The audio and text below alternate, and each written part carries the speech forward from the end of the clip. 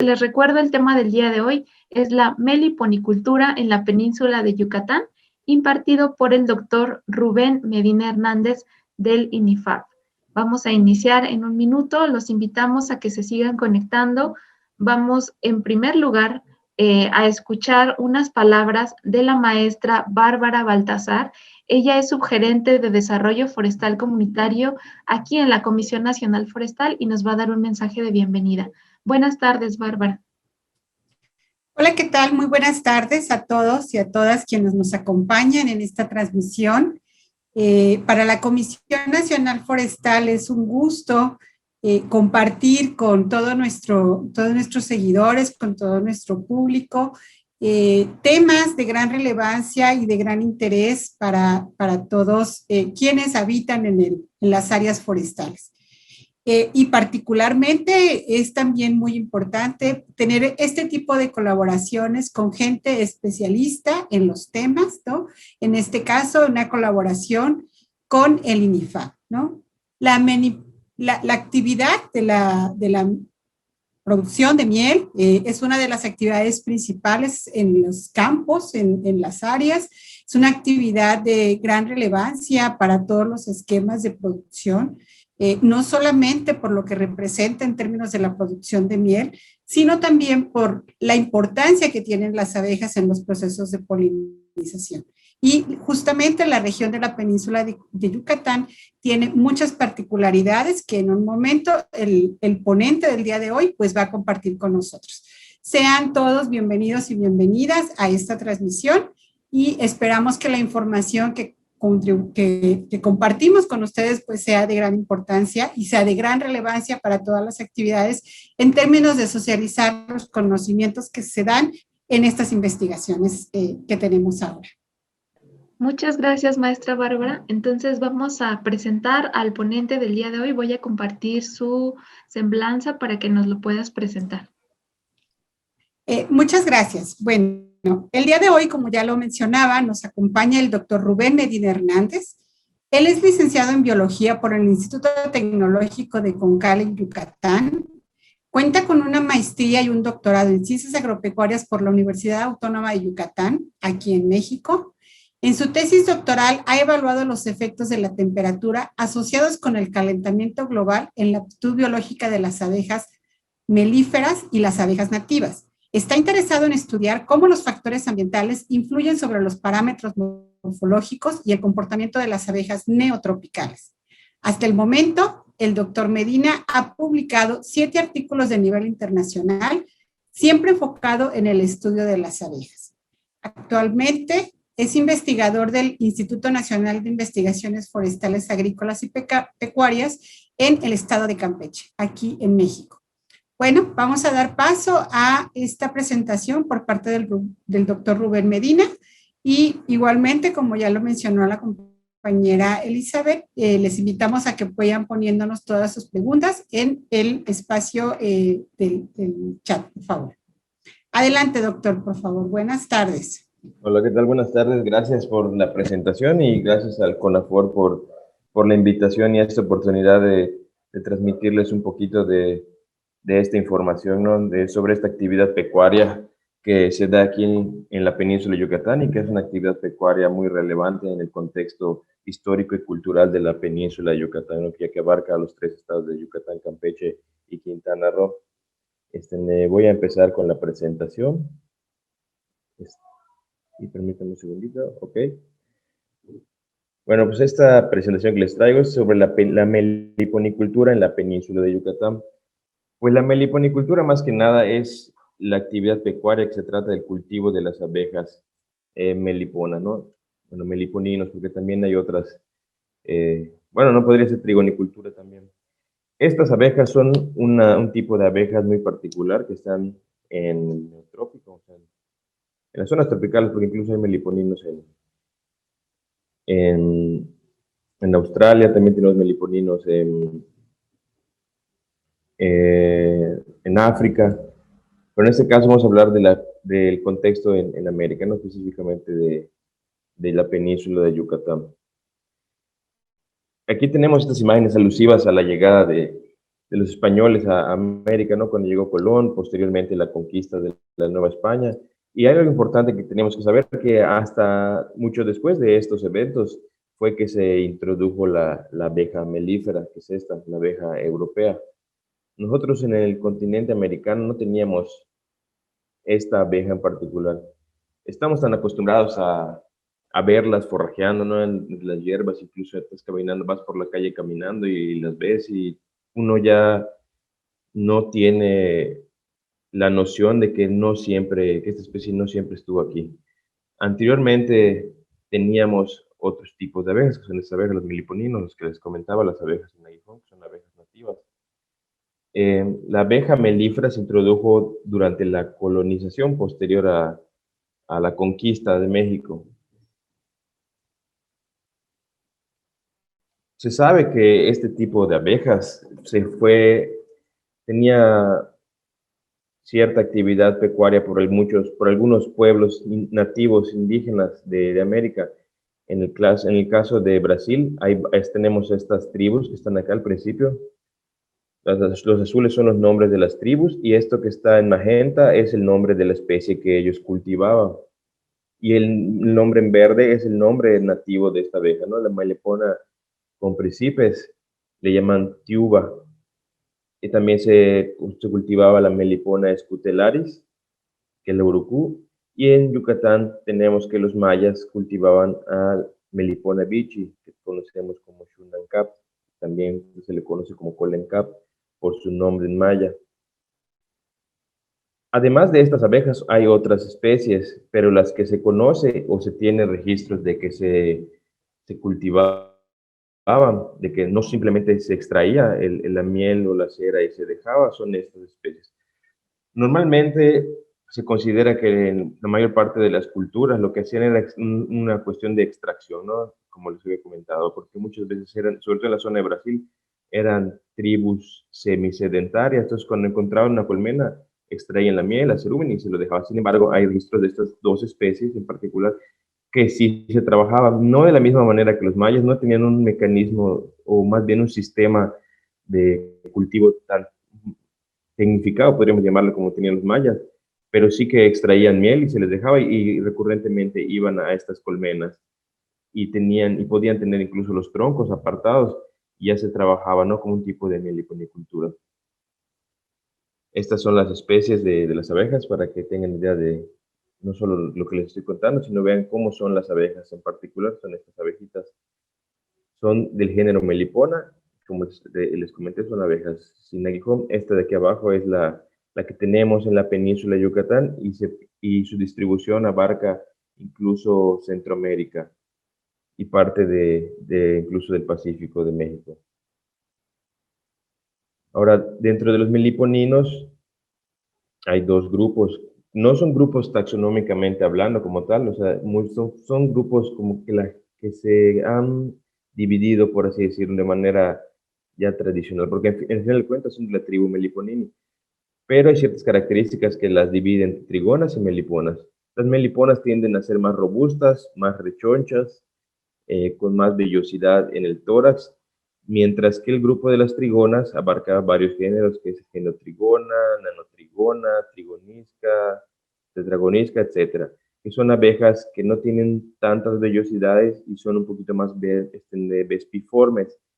Y normalmente las alas sobresalen más, llegan a sobrepasar incluso el abdomen. En cambio, las meliponas no. De todas estas especies que podemos encontrar en Yucatán tenemos 16. Y aquí lo que podemos ver son las imágenes de las abejas, de estas abejas sin aguijón, y su nombre científico y su nombre en maya en rojo.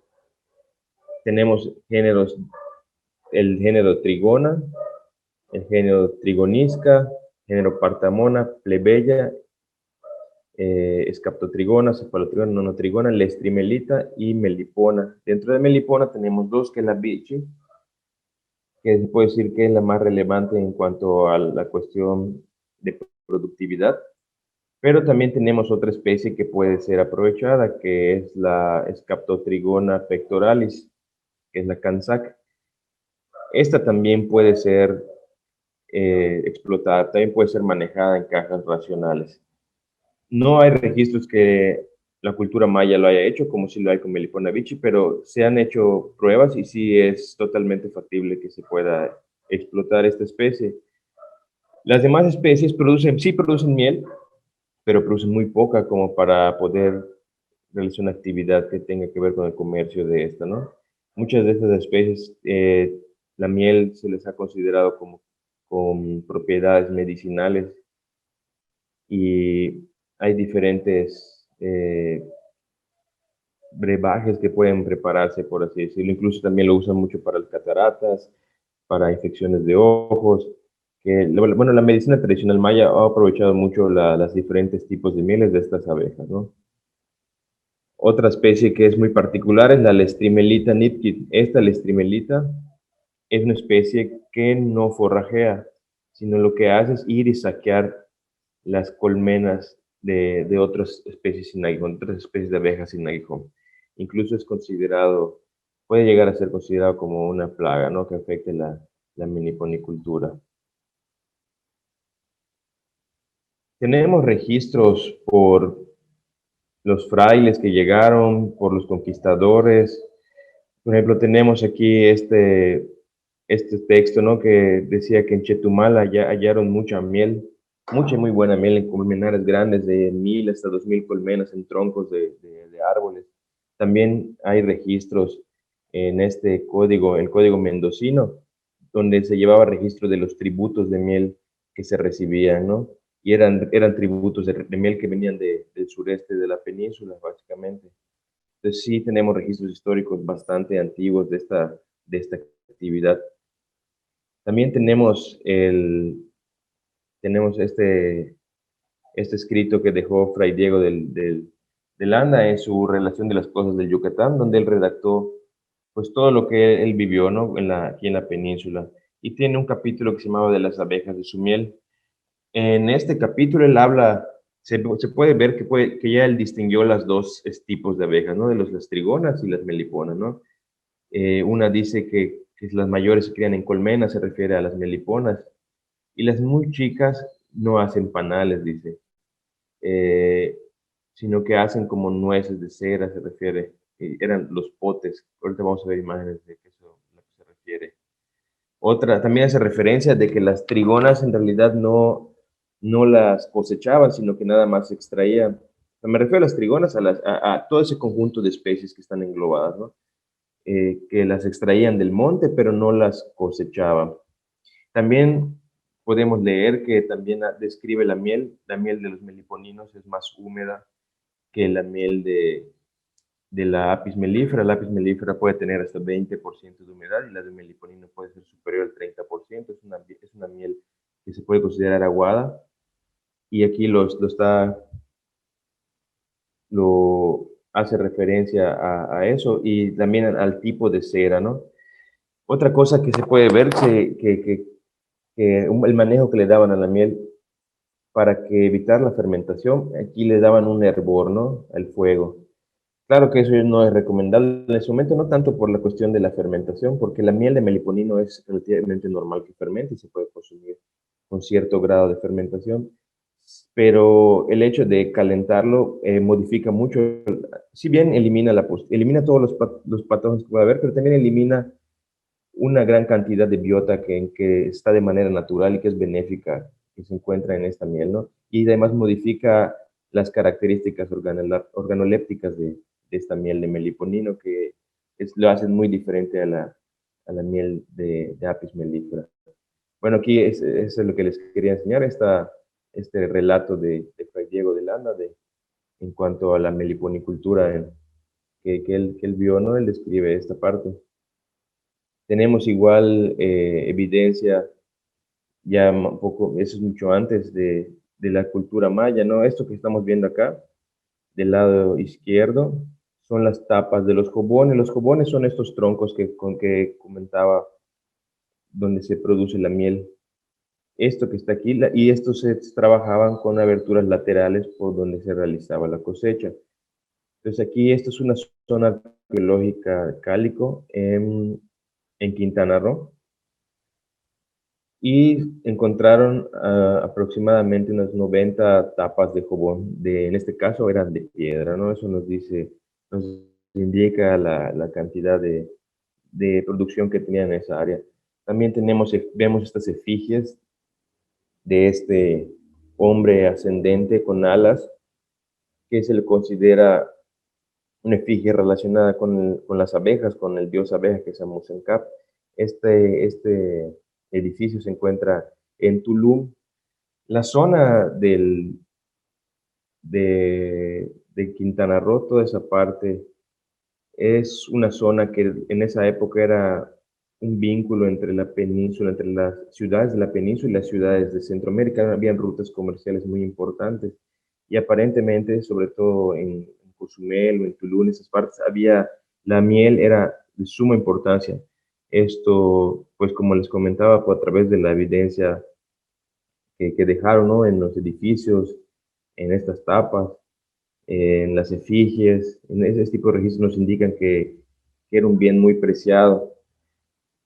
Tenemos también esta que se localizó en Tulum, si no me equivoco, es una efigie de Chac, que en el cuello tiene un jobón. Aquí en la mano izquierda vemos un jobón para que vean la comparativa. Esta efigie en particular está datada en unos 1000 años. Y hasta el día de hoy, este tipo de actividad pecuaria sigue teniendo esta importancia, ¿no? Aquí lo que estamos viendo es una ceremonia que se llama el Najilcol, con ofrendas de sacá y miel de mesa. Esta imagen es de la zona de los Petenes, en Campeche. Cuando se hace la cosecha del meliponario, también se hace una ofrenda para agradecer, ¿no? La abundancia de miel. Y se hace esta bebida de sacá, que es una bebida hecha con maíz. También se pueden elaborar otras bebidas como el balché, que también y es a base de una corteza del árbol de balché, junto con miel de melipona bichi, que es la colencap o la shunancap que le llaman. Entonces, este tipo de actividad pecuaria sigue teniendo cierto trasfondo espiritual hasta el día de hoy, ¿no? En las pequeñas comunidades que aún practican. Y este es solo un ritual, porque en realidad hay otros rituales, ¿no? Que también implican el consumo de miel de melipona. Otro punto importante que quería comentarles igual era sobre los aluches. A mí me tocó una vez ver una ponencia del maestro Jorge González Acereto, quien es una persona que se ha dedicado a la meliponicultura toda su vida. Y en esta conferencia él hacía alusión a los aluches, o decía que es mal la pronunciación, que de hecho el correcto debería ser arush, con una R.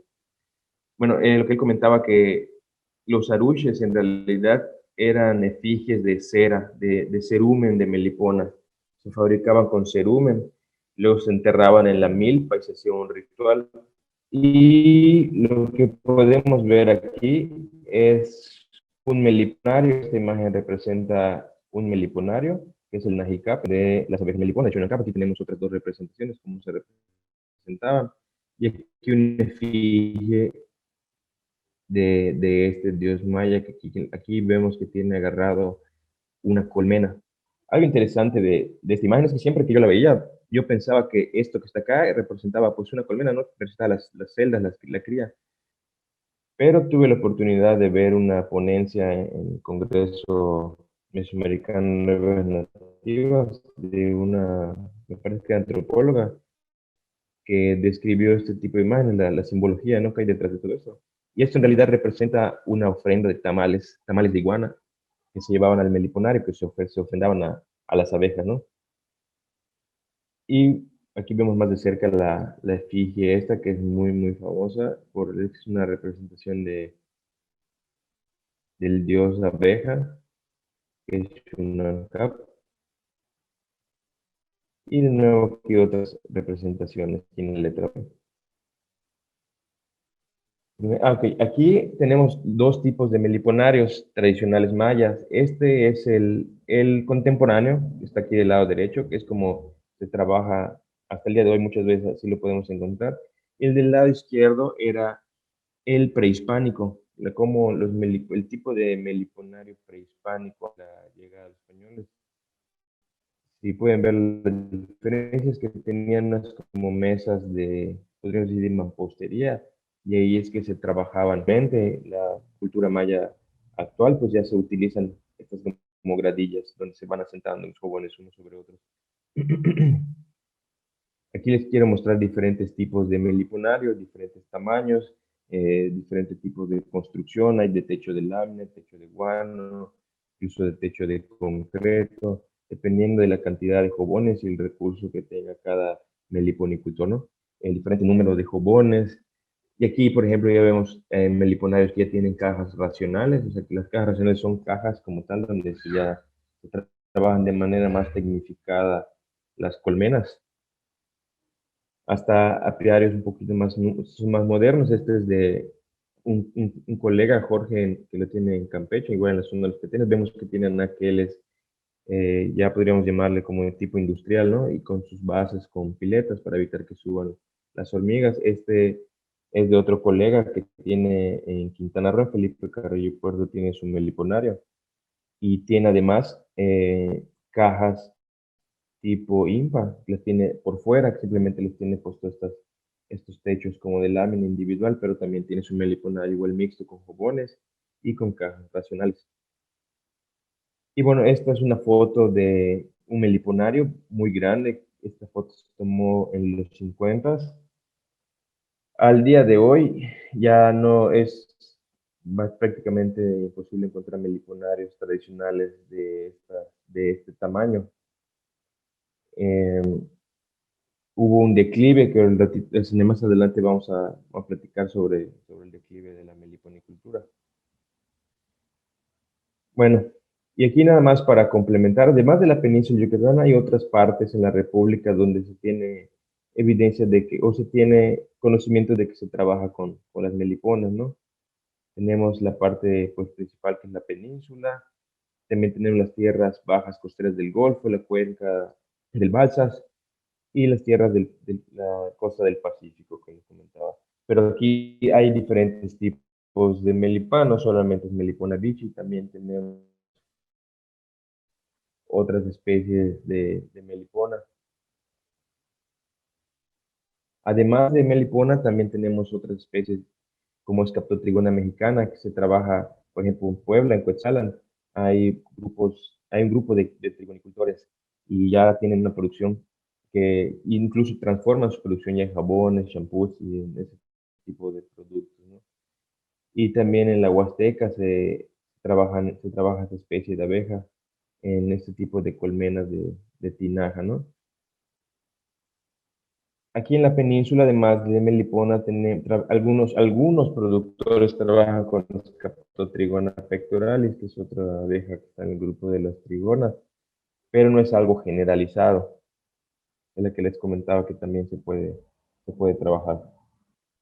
Ahorita lo que les quiero comentar es más que la biología de la abeja melipona, son diferencias que hay con Apis mellifera. Normalmente cuando hablas de meliponicultura o les dices que es una abeja, lo primero que le viene a la mente de la gente es la abeja melífera. Entonces, lo que entre ambas, ¿no? Para empezar, la reina en Apis mellifera es completamente capaz de volar. De hecho, las colmenas de Apis, cuando se quedan sin recursos, son capaces de migrar. En cambio, la melipona no. La melipona tiene un punto que la reina se convierte en fisiogástrica, cuando le crece el abdomen por el desarrollo ovárico tan grande que tiene, y ya se vuelve incapaz de volar. Queda sin recursos en el área, pues la colmena se queda, eh, se queda a morir prácticamente, no puede volar. Además, la población es diferente. En una colmena fuerte de Apis mellifera puede tener hasta, no sé, 30.000 abejas, mientras que una de melipona está alrededor de los 3.000 ejemplares, o sea, dependiendo de qué tanto poblada esté la colmena, ¿no?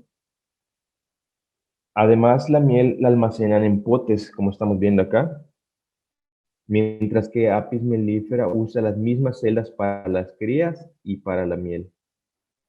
En cambio, en la melipona los panales con crías son aparte y para la miel usa este tipo de potes, para la miel y el polen además. Otra cosa interesante es de que las meliponas tienen unas zonas, como vemos aquí, que le llamamos zonas de basurero, donde van almacenando pues la basura, pedazos de abejas muertas, excremento. Esto se cree porque la descomposición genera calor y puede ayudarles a termorregular, mientras que Apis mellifera tiene estrategias un poco más sofisticadas para mantener la temperatura de su colmena. Otra cosa en cuanto a su desarrollo es que las meliponas lo que hacen es poner el huevo y sellar las celdas. Cuando ponen el huevo, como ustedes pueden ver aquí, ya pusieron alimento larval, que es el que le va a servir a la larva para alimentarse y posteriormente ocupar hasta que salga el individuo que emerge. Y hay dos tipos de huevo, los tipos de huevos de obrera y de reina. Ahorita vamos a explicar esta parte. En cambio, en Apis mellifera, si ustedes ven acá, las celdas se mantienen desoperculadas porque las nodrizas, que son un tipo de abejas jóvenes, alimentan a las larvas, se le llama alimentación progresiva, hasta que son pupas, y entonces cuando cierran. Mientras con huevos de melipona, huevo, ya está cerrado, ya tienen comida. El desarrollo de una abeja melipona está alrededor de los 50 días, mientras que el de obreras de Apis mellifera están alrededor de los 21 días. Entonces se desarrolla mucho más rápido y la población es mayor. En cambio, el desarrollo de una colmena de meliponino es mucho más tardada y es menor, por tanto la producción va a ser mucho menor, la producción de miel. Ahora vamos a hablar de la cuestión de los huevos. En el caso de Apis mellifera, la reina, una vez que hace su vuelo nupcial, empieza a poner huevos, ¿no? A los días, a los 8 días aproximadamente, en promedio. Mientras que en el caso de la reina melipona no nada más los pone, sino que existe un proceso, que es el que vamos a ver en este video, en el que después de que aprovisionan la celda con alimento larval, como estamos viendo aquí, una obrera va y pone un huevo. Este es un proceso casi ritualizado. Lo que estás viendo aquí, esta que está acá, esta es la reina. Está esperando que la obrera ya ponga el huevo. Esto ocurre cuando ya ellas de alguna manera miden que ya tiene suficiente alimento larval. Miren, aquí está, ya está poniendo el huevo la obrera. Se quita, está el huevo ahí puesto, y entonces es cuando la reina agarra y dice, ah, bueno, ya puse huevo, entonces a mí me toca. Se alimenta de este huevo, que le llamamos huevo trófico, se lo está comiendo en este momento, y va a poner su propio huevo.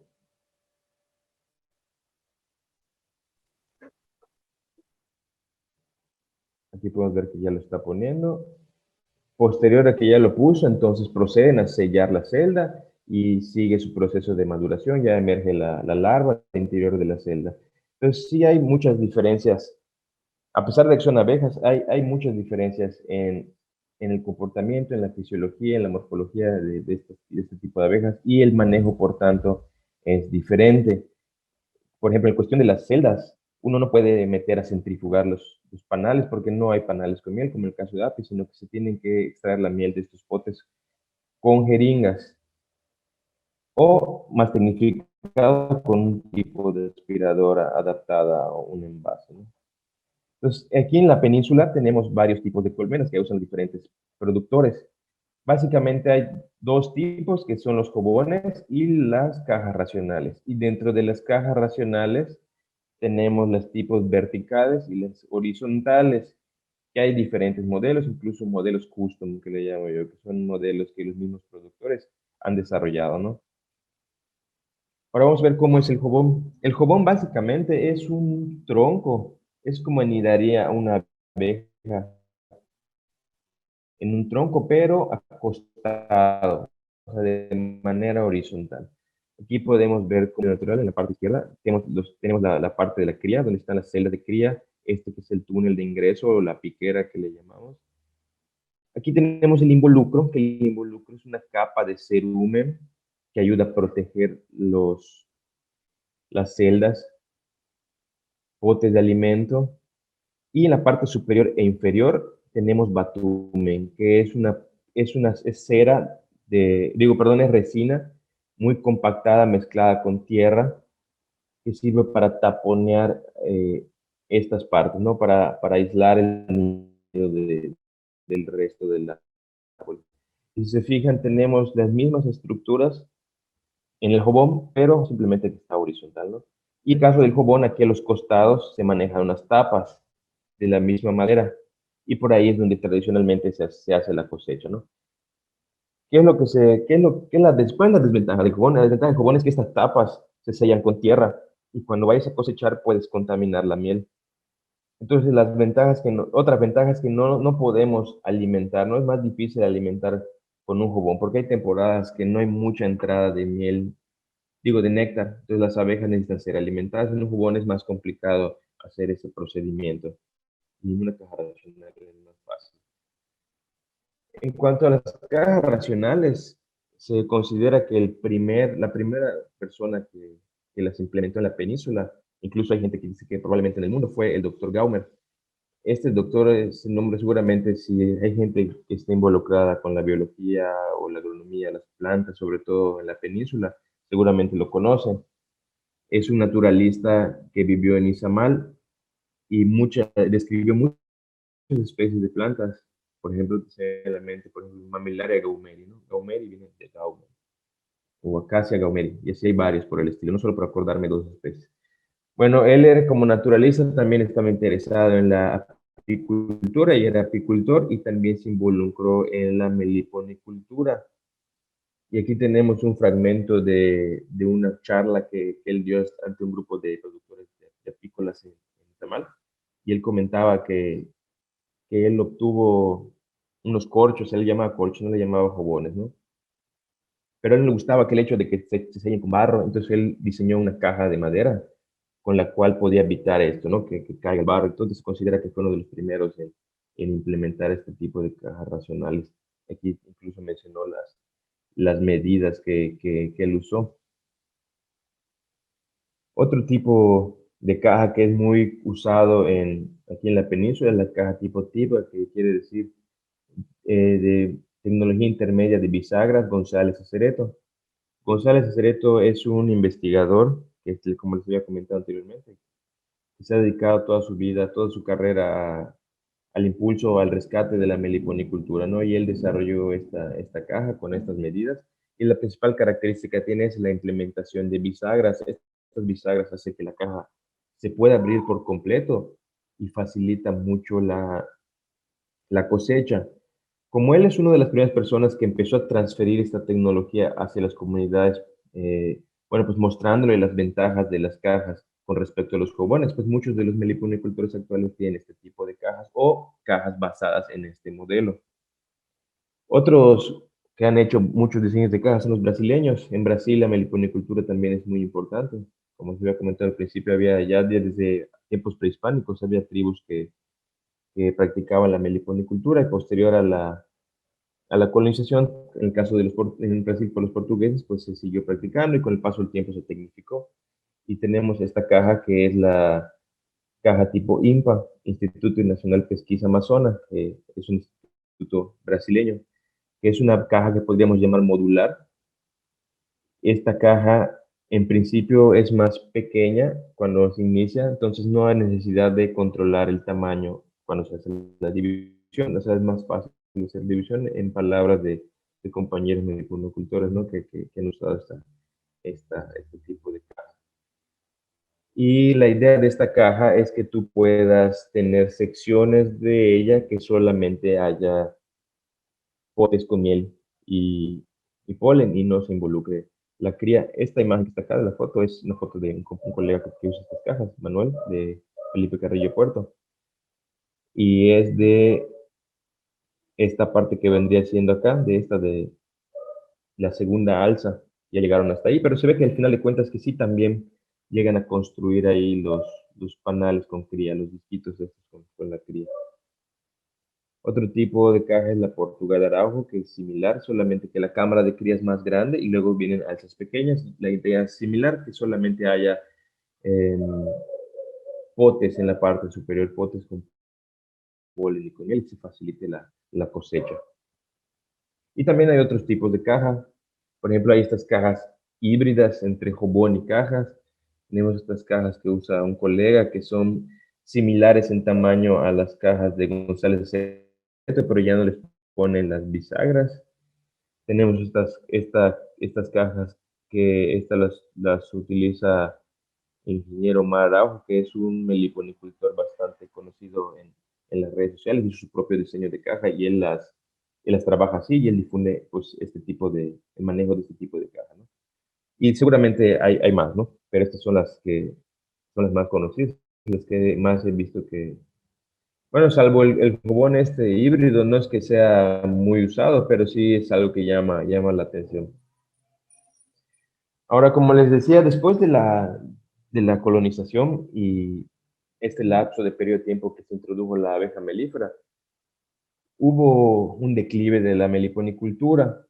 O sea, afectó mucho la guerra de castas, donde se perdieron colmenares, la industria era, pues lo que trajo fue la fragmentación y las colmenas necesitan pues árboles grandes, colmenas conservadas para poder anidar, y la fragmentación del hábitat igual causó que ya no pudieran pues desplazarse, que la población mermó, ¿no?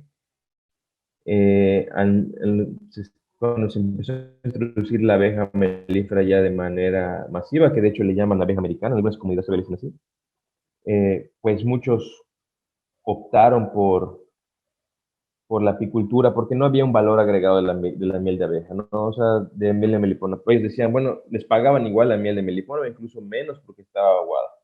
Entonces, pues se desplazaron, se movilizaron de la meliponicultura a la apicultura.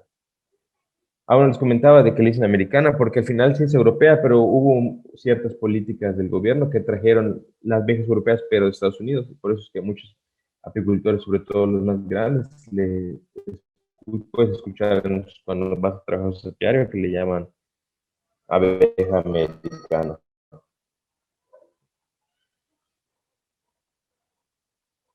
Yo pienso que en estos últimos años estamos viendo un resurgimiento de la meliponicultura y hay varios factores que están afectando esto, ¿no? Que están causando que cada vez las comunidades estén más interesadas en seguir trabajando con este tipo de abeja. Los especialistas, como por ejemplo, se me viene a la mente el doctor Javier Casaguán, que es una persona que ha trabajado mucho con abejas también, mencionan que el hecho de la africanización ha afectado de cierta manera en que se trabaje de nuevo con la melipona. ¿Por qué? Porque antes de la africanización, los apiarios muchas veces estaban traspatios, eran abejas europeas que eran más dóciles y tenían la posibilidad de trabajarlo en su patio. Cuando ocurrió la africanización a mediados de los 80, principios de los 90, pues entonces ya no podían porque eran agresivas. Entonces fue cuando desplazaron los apiarios a las afueras de los poblados y quedó libre ese nicho de traspatio en el solar para que regresen al trabajo de una actividad apícola como la meliponicultura, ¿no? También surgió una nueva generación de investigadores, como les comentaba, el maestro Jorge González Cereto, que se ha dedicado a estar transfiriendo tecnología, y posteriormente otros investigadores, por ejemplo, se me viene a la mente Remy Van Damme del Ecosur o el doctor Javier Quesada Iguana en la Universidad Autónoma de Yucatán, gente que ha dedicado su vida no solo al estudio de estas abejas, sino a transferir esta tecnología, ¿no? Para el rescate, para que no se pierda. Otro factor es la democratización del conocimiento. ¿A qué me refiero con la democratización del conocimiento? Que hoy día tú puedes entrar a las redes o incluso a internet y buscar la información que quieras, ¿no? Puedes buscar en meliponicultura y te van a salir manuales totalmente gratuitos, puedes tener contacto con los investigadores, puedes tener contacto con meliponicultores, y puedes llegar incluso a meliponicultor a través de ese tipo de aprendizaje. Y la gente que esté interesada rápidamente puede captar información de ahí y luego vincularse. Entonces ya es más fácil tener acceso a esta información. No es como antes que tenías que esperar a conocer a alguien que te pueda dar un curso que a veces no era gratis. Entonces ya la información está mucho más disponible. Otra cuestión por la cual se está viviendo un resurgimiento son las oportunidades de mercado. Ya no sé, como les dije antes, la miel de melipona y la miel de Apis mellifera se les cotizaba igual, pero la realidad es que hoy día sabemos que hay características diferentes y son mieles diferentes con sabores diferentes. Y hay un mercado, por ejemplo, el del slow food, este movimiento que está muy interesado no solo en consumir alimentos, sino el saber de dónde viene este alimento, cómo se produce, el trasfondo cultural de este alimento. También hay un mercado gourmet. Y la realidad es que esta miel hoy por hoy no es una miel económica, o sea, una miel de melipona te puede salir el litro aproximadamente alrededor de 1,500 pesos, pero hay gente que sí lo paga, gente que está en o tal vez no te compre un litro, pero sí va a comprar el equivalente en precio no sé qué será, 200 mililitros, porque valora este tipo de características de la miel, ¿no? Que vienen que era una abeja que tiene un manejo ancestral, que es producido en las comunidades mayas actuales. Y bueno, esto nos ha afectado y ya cada vez hay más oportunidades para vender esta miel. Y por último, otro factor que está afectando de manera positiva el desarrollo de la meliponicultura es el reconocimiento institucional. En el 2018, por ejemplo, el programa de extensionismo rural ya incluyó a la meliponicultura en conjunto con la apicultura, pero bueno, ya se le reconoció como un sistema producto más. Y en el 2020, CONAFOR, en conjunto con INIFAP, está transfiriendo tecnología eh, para el manejo racional de esta abeja, porque al final de cuentas las abejas nativas también son un recurso forestal que si se aprovecha de manera racional y sustentable puede ser un recurso más que ayude a las comunidades. Entonces cada vez más ya las instituciones están dándole pues su espacio, ¿no? A esta actividad como un sistema producto. Vemos cada vez más apoyo en cuanto a la capacitación, les decía la transferencia de tecnología, yo he tenido la oportunidad de trabajar en ese aspecto y el futuro pinta para que cada vez haya más meliponicultores y cada vez haya mayor disposición de este producto en el mercado. Y bueno, les dejo aquí un poquito de la literatura que consulté para que lo tengan y les agradezco mucho pues el espacio para esta breve charla y espero que pues, les haya gustado. Muchas gracias, doctor. Pues la verdad es que muy interesante.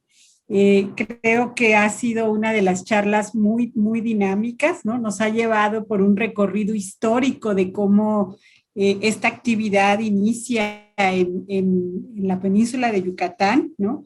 Y sobre todo, pues nos muestra cuál es la riqueza biocultural entre la cultura maya respecto de esta actividad, ¿no? Me gustó mucho encontrar también datos del simbolismo, ¿no? Que la actividad en sí misma tiene, ¿no? Esta relación que hizo respecto del jobón y cómo ha sido adaptado a formas de producción actualmente, creo que pues nos deja muchos aprendizajes y muchas enseñanzas, ¿no?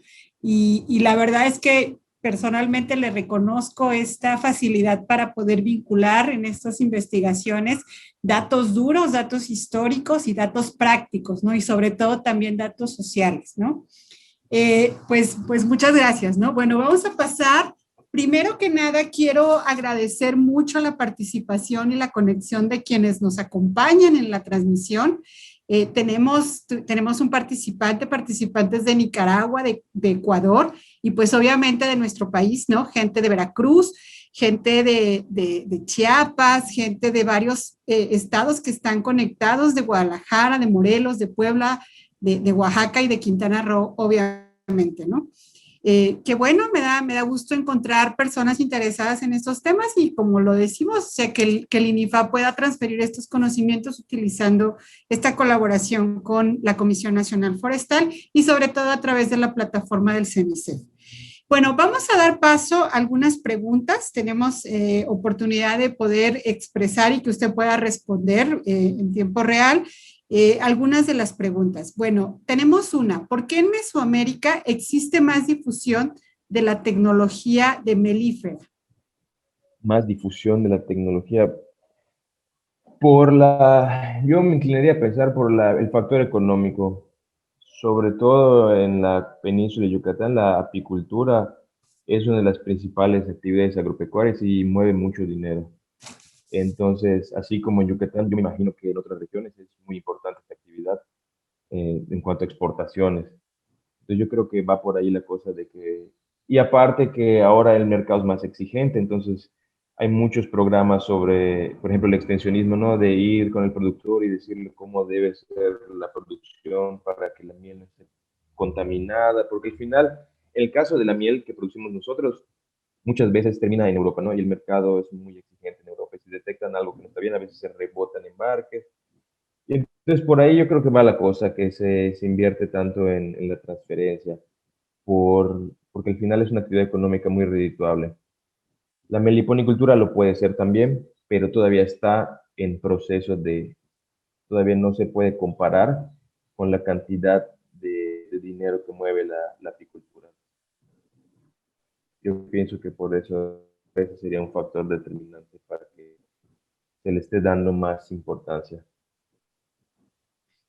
Muy bien, vamos a pasar a nuestra siguiente pregunta.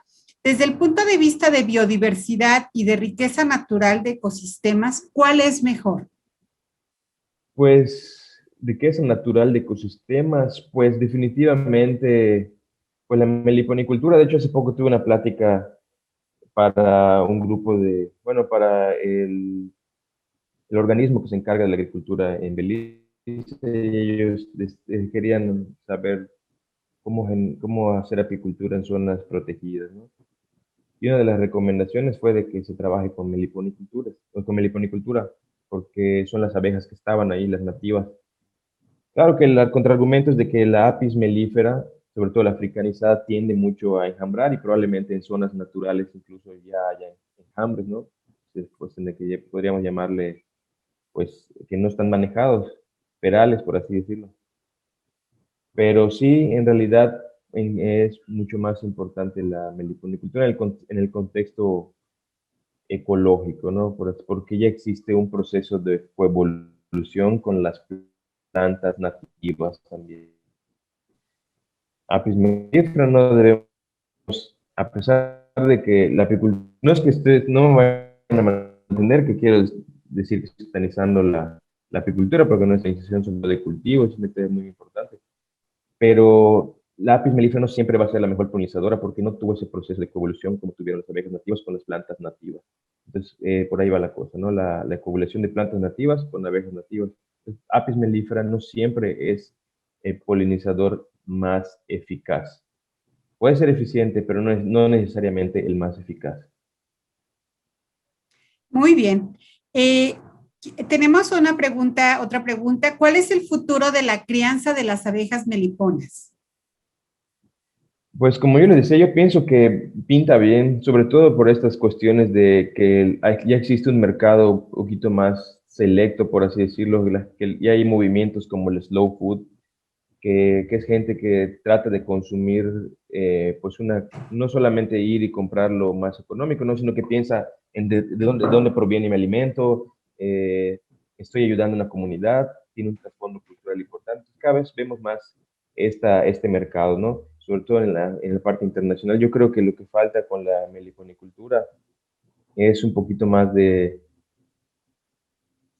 las oportunidades para la exportación, porque seguramente que hay un mercado allá afuera y no soy especialista en mercado, ¿no? Pero yo pienso que sí hay un futuro muy, muy bueno para este tipo. Incluso yo lo veo, ¿no? De repente aquí en Mérida, sé que hay meliponicultores dentro de la ciudad. Claro que no pueden tener una gran cantidad de colmenas, pero pues tienen sus colmenas ahí en su patio, sobre todo gente que vive cerca de parques y sí llegan a cosechar. Entonces, cada vez hay más meliponicultores, cada vez hay más oportunidades, como decía el gobierno, cada vez está mirando a ver más hacia esta actividad pecuaria y yo creo que la tendencia va a ser a que crezca más esta actividad. Ok, Tenemos una pregunta que es datos, ¿no? ¿Sabe cuánto se cosecha por año de este tipo de miel? ¿Y cuáles son sus propiedades en términos generales? Bueno, en cuestión de cosecha, una colmena fuerte, tengo entendido que puede llegar a sacar hasta 1,5 kilos. Es importante que coseches, no coseches toda la miel, se cosecha aproximadamente el 60% y siempre se le deja un 40%. Una colmena fuerte, bien poblada, hasta 1,5 kilos, incluso he escuchado testimonios de esa, una evidencia testimonial de que hasta 2 kilos han logrado sacar de una colmena por año. En cambio, para que vean la diferencia, no comparativo con Apis, puede sacar hasta unos 20 kilos por cosecha, entonces es menor. Ahora, las características, bueno, mucha gente le atribuye características medicinales, ¿no? Hay investigaciones que han hecho para la piel, así que te ayuda mucho a la cicatrización. Las características organolépticas en cuanto a sabor, es una miel que tiene un pH un poquito más ácido, entonces se siente como una miel acidita, es más húmeda. ¿Qué me refiero con humedad? Es más aguada, ¿no? Tú la ves y puedes hacer ese envase y ves cómo se mueve el líquido. En cambio, la de Apis no. La de Apis normalmente tiene entre 18 y 20% de humedad, entonces la ves más viscosa, ¿no? La viscosidad es diferente. También la miel, la característica de la miel va a variar mucho dependiendo de la floración. Y no solo de la floración, de la especie también. Por ejemplo, lo que agarres miel de Melipona bichi o miel de Scaptotrigona, y aparte que sea una miel de Sichiche y otra que sea miel de Tajonal. Me explico, hay muchos, hay esos tipos de factores pueden modificar las características de la miel, pero básicamente la miel de Meliponía es más húmeda, un poco más ácida, y bueno, le atribuyen ciertas características medicinales. Ahí sí, pues yo no estoy muy empapado en este tema de cómo se usa de manera medicina tradicional, pero sí sé que la usan incluso con goteros, ¿no? Para los ojos, para irritaciones. Eso es lo que sé al respecto. Ok. Una siguiente pregunta, y que es muy en el contexto actual y en el momento que vivimos en México. ¿Cómo han afectado los incendios forestales a la población de abejas? Buena pregunta.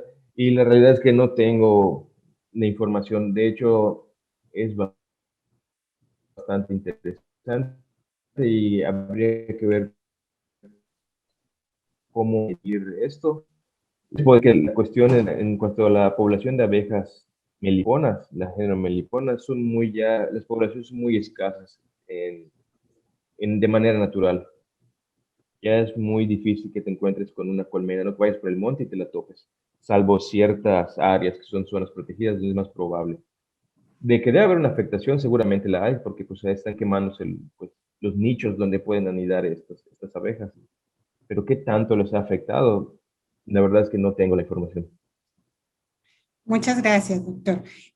Tenemos una pregunta. ¿Sabe usted si existe algún sello forestal por uso de apicultura? Sé que se pueden aretear las cajas, como si fueran las de Apis, como si fueran de ganado. Yo veo que las vacas les ponen su arete, su registro en Cíniga. Sé que se pueden aretear las cajas de Apis mellifera. Sin embargo, en cuanto a los jobones o a las cajas racionales de abejas nativas, creo que todavía no se hace, pero no estoy seguro. Sin embargo, voy a averiguar para no dejarles al aire esta pregunta. Muchas gracias, doctor. Bueno, también hay una cuestión.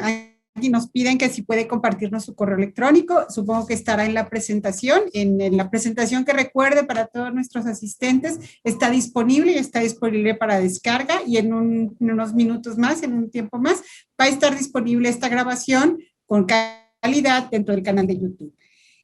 También, bueno, creo que son nuestras preguntas, las he tratado de sintetizar para ajustarnos al tiempo.